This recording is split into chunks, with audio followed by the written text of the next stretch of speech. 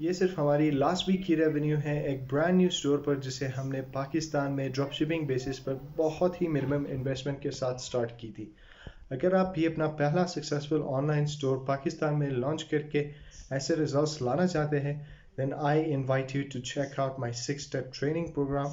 अब मेरे 6-step training program क्या है? It is basically a proven 6-step process जिसके थ्रू आप अपना पहला successful online store as a beginner with minimum investment सिर्फ 6 हफ्ते में आप start कर सकते हैं. If that's something that you're interested in, then I invite you to click the link below which will take you to my website जहाँ पर आप मेरे 6-step training program के लिए अपने आप को register कर सकते हैं. सिर्फ 35,000 की टोटल इन्वेस्टमेंट के साथ अपने पहले ऑनलाइन स्टोर पर ऐसे रिजल्ट्स जनरेट करना, और वो भी सिर्फ 6 हफ्ते में as a complete beginner.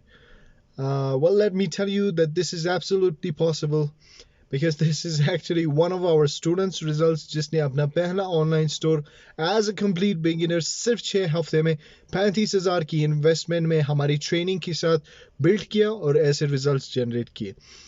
If you're interested in learning more about this, go to my website where you can register yourself for my 6-step training program जिसमें मैं आपको ये सिखाऊंगा कि आप as a complete beginner अपना पहला successful online store कैसे build कर सकते हैं, और वो भी सिर्फ 35,000 investment के साथ. So click the link below, register yourself for my 6-step training program now, and I'll see you there.